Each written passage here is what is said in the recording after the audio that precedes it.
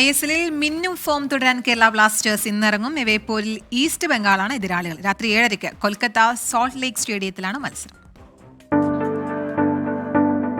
മലയാളി പരിശീലകൻ TG പുരുഷോത്തമന് കീഴിൽ മിന്നും ഫോമിലാണ് കേരള ബ്ലാസ്റ്റേഴ്സ്. അവസാനം കളിച്ച 5 മത്സരങ്ങളിൽ 3 ജയിച്ചതോടെ കൊമ്പന്മാരുടെ പ്ലേ ഓഫ് പ്രതീക്ഷകൾക്ക് വീണ്ടും ജീവൻ വെച്ചു.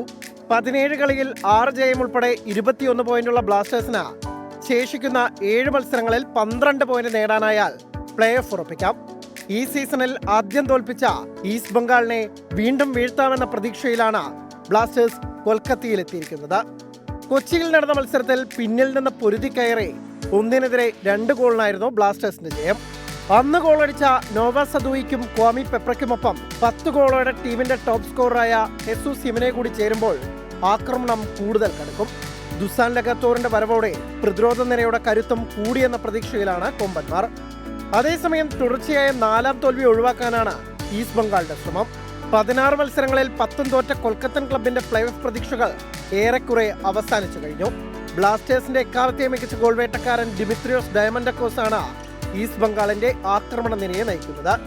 ജീക്സൺ സിംഗും പ്രപ്സുഗൻ ഗില്ലും ഉൾപ്പെടെയുള്ള മുൻ ബ്ലാസ്റ്റേഴ്സ് താരങ്ങളും കൊൽക്കത്തൻ ക്ലബിന്റെ പാളയത്തിലുണ്ട്. Sports desk 24.